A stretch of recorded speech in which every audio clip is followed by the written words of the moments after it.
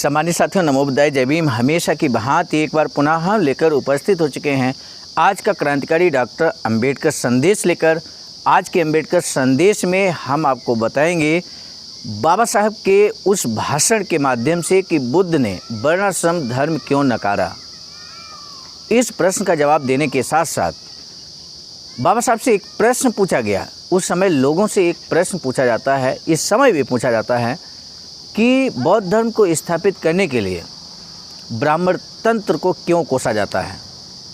तो बाबा साहब कहते हैं इस प्रश्न का जवाब बहुत आसान है। जवाब क्या देते हैं ये जानना दिलचस्प रहेगा।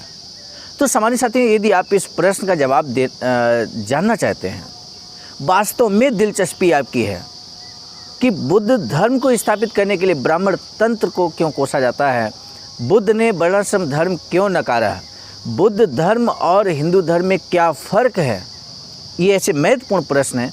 इन प्रश्नों पे अगर आपकी दिलचस्पी है तो वीडियो को अंत तक वॉच कीजिए, अंत तक सुनिए अंबेडकर संदेश को। अंत तक सुनने के बाद अगर आपको लगे कि वास्तव में ये बहुत अच्छा संदेश है बाबा साहब का, तो इस संदेश को जन जन तक पहुँचाने के लिए शेयर अवश्य कीजिएगा।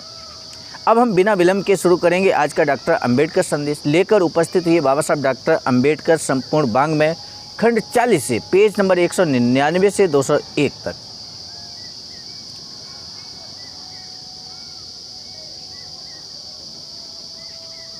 Delhi Schedule Caste Welfare association और भारतीय महाबोधि सोसाइटी के संयुक्त तत्वावधान में नई दिल्ली में दिनांक 19, 20 और 21 मई 1951 के दिन बड़ी धूमधाम से बुद्ध जयंती मनाई गई। शनिवार 19 को दिल्ली में बहुत बड़ा जुलूस निकाला गया था। रीडिंग रोड के बुद्ध विहार के पास से Irwin Road, Connaught Circle, Panchkuian Road आदि गुजरते हुए Delhi Schedule Caste Welfare Association के अंबेडकर भवन के पास वाले मैदान में जुलूस विसर्जित हुआ। रविवार दिनांक 20 को यानी कि 20 मई को एक बड़ी सभा हुई। इस सभा के अध्यक्ष भारत में फ्रांस के वकील ने किया था। इस सभा में भारत में फिनलैंड के प्रतिनिधि ने ह्यूगो वाल्वन, बर्मा की काउंसिल जनरल ने टिन मांगी, सिलोन के हाई कमिश्नर कुमारस्वामी, नागपुर के प्रोफेसर कुलकर्णी उपस्थित थे। सभा में डॉक्टर बाबा साहब अंबेडकर ने क्या कुछ कहा, अब हम आपके समक्ष रखते हैं। बाबा साहब ने कहा, अध्यक्ष महाराज, बहनों और भाइयों, यहाँ आए आपको 2-3 घंटे बीते होंगे और स्पष्ट है कि आपको अपने घर लौटने की जल्दी हो रही होगी, इसलिए मैं ज़्यादा समय नहीं लूँगा।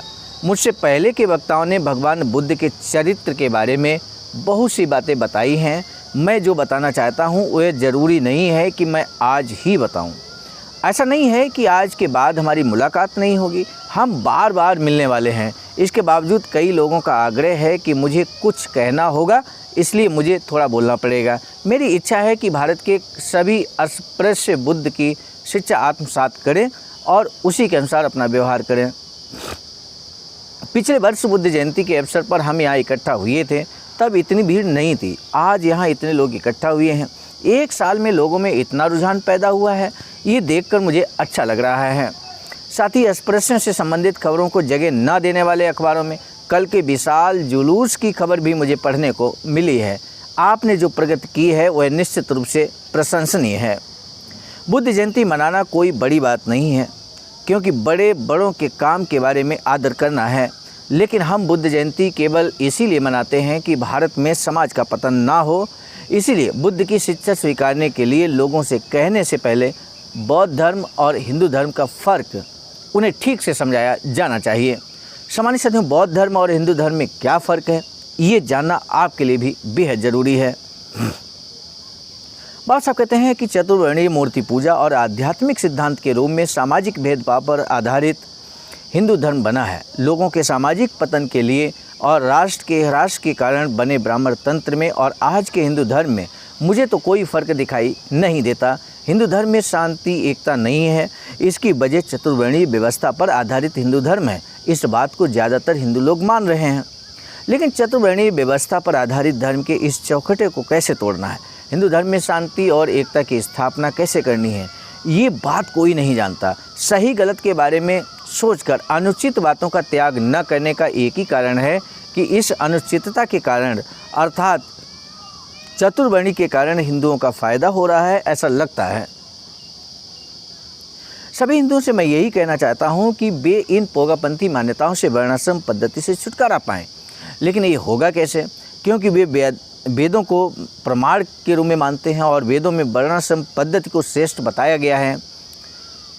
धर्म में सुधार होना चाहिए, ऐसा केवल कहना भर काफ़ी नहीं है। उसके लिए आचार विचारों में आमूल चूल बदलाव लाना जरूरी है। उसके बगैर सुधार आना संभव नहीं है।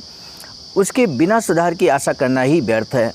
बौद्ध धर्म से द्वेष करने वाले ब्राह्मणों से मैं यही पूछना चाहता हूँ कि बुद्ध को शुरुआत में जो भिक्षु मिले थे वे कौन थे? उनमें से 90% ब्राह्मण थे। कुछ हिंदू लोगों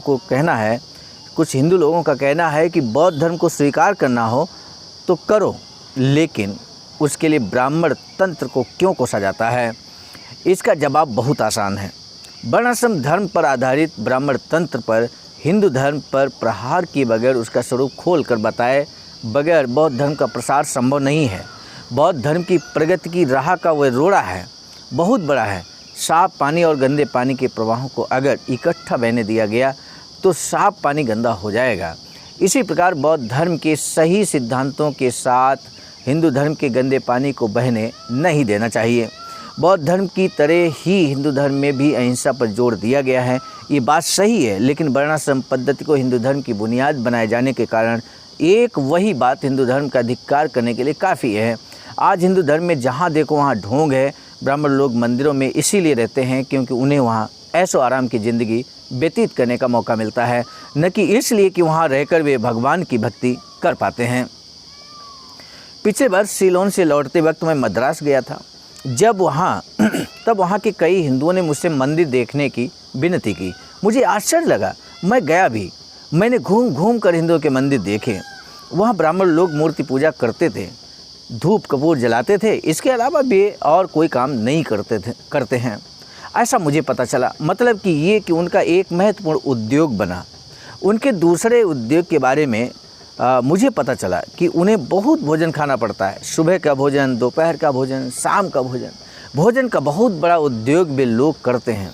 मैंने उनसे पूछा कि ये सब कैसे चलता है। जवाब मिला कि मद्रास सरकार से उन्हें सालाना 1.5 लाख रुपयों की ग्रांट मिलती है। कुछ मंदिरों में सोने चांदी की मूर्तियां दिखाई दी। आप हमारे इस चैनल आवाज का ऑफिशियल, जिस पर नियमित सुबह 5 बजे डॉक्टर अंबेडकर संदेश आपको मिलता है, आप हमारे इस चैनल को सपोर्ट करना चाहते हैं तो हमारा आपसे निवेदन है कि आप हमारे इस चैनल को सब्सक्राइब कर लें, वीडियो को शेयर, लाइक, कमेंट जरूर करें। फिर क्यों ना ये लोग हिंदू धर्म की जयकार करेंगे। धर्म विशुद्ध सिद्धांतों पर आधारित होना चाहिए। बुद्ध कभी वर्णाश्रम धर्म में विश्वास नहीं रखते थे। हमें ये बात नहीं भूलनी चाहिए कि हम सब एक से हैं। मनुष्य के बीच किसी तरह का भेदभाव नहीं होना चाहिए। जन्म पर कोई श्रेष्ठ या निम्न नहीं हो सकता। श्रेष्ठता या नीचता केवल अपनी करनी के आधार से ही प्राप्त होती है। बुद्ध ने ये बातें बताई हैं। लोग अगर फिर बौद्ध धर्म को स्वीकार करेंगे तो यह देश एक बार फिर वैभव संपन्न बनेगा। किसी और तरह से जाति भेद खत्म होना संभव नहीं है। सचमुच अगर कोई जाति धर्म खत्म करना चाहता है तो उनके लिए केवल यही एक उपाय है कि वे बौद्ध धर्म को स्वीकार करें।